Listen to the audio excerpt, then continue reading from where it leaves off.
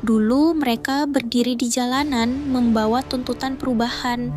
Kini mereka duduk di ruang rapat, menyusun kebijakan dan mengambil keputusan. Tetapi satu pertanyaan selalu muncul. Bisakah idealisme bertahan ketika bertemu dengan kompromi politik? Memasuki era Susilo Bambang Yudhoyono, demokrasi Indonesia semakin terbuka. Aktivisme tidak lagi hanya berbicara tentang pergantian rezim. Generasi baru aktivis muncul dengan isu-isu yang lebih spesifik. Korupsi, hak asasi manusia, dan lingkungan hidup menjadi perhatian utama. Mereka percaya bahwa perubahan harus diperjuangkan melalui advokasi dan pengawasan terhadap kebijakan publik. Seiring berjalannya waktu, sebagian aktivis mulai memasuki lingkaran kekuasaan. Ada yang bergabung dengan partai politik, ada yang menjadi anggota DPR, ada pula yang dipercaya menjadi menteri atau kepala daerah.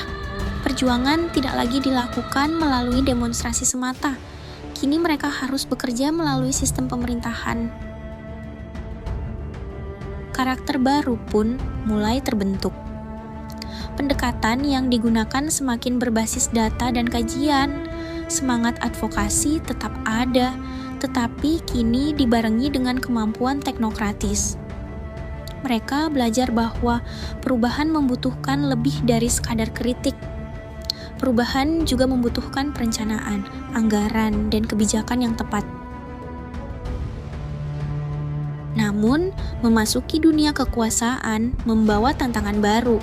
Realitas politik penuh dengan kompromi, kepentingan partai, koalisi, dan berbagai tekanan politik tidak dapat dihindari.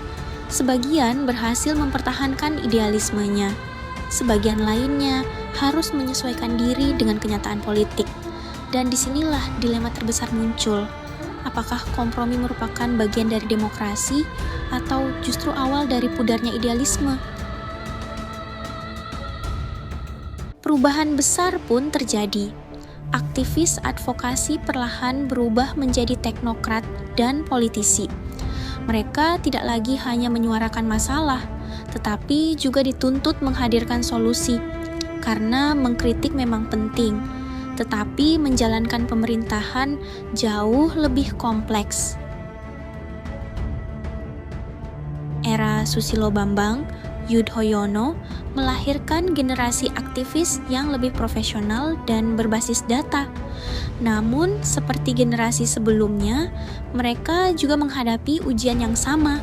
Bagaimana menjaga idealisme di tengah tuntutan kompromi politik? Dulu mereka mengawasi kekuasaan. Kini mereka menjadi bagian dari kekuasaan. Dari aktivis advokasi menjadi teknokrat dan politisi.